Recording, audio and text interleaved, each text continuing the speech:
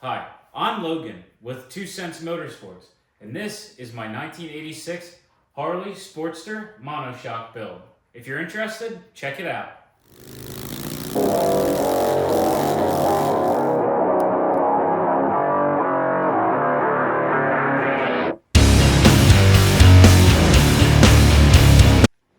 As you can see, now everything is all mounted up.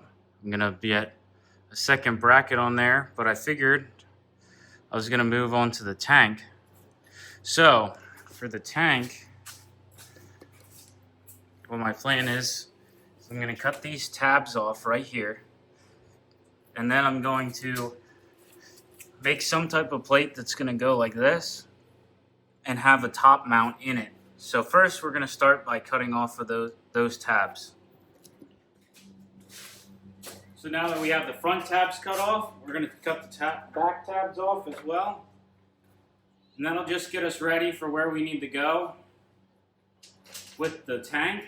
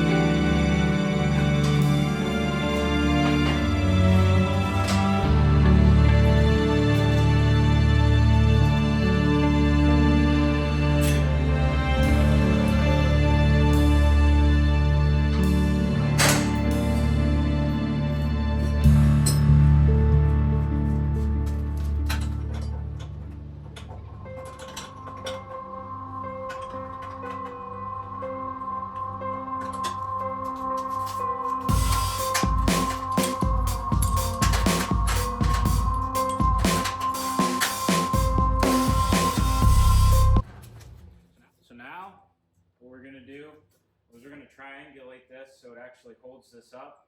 And then we'll see how strong that really feels. And if we need to, we'll add some more stuff to it. But I honestly think that once we triangulate this and then it's fully welded, I think that it's not going to go anywhere.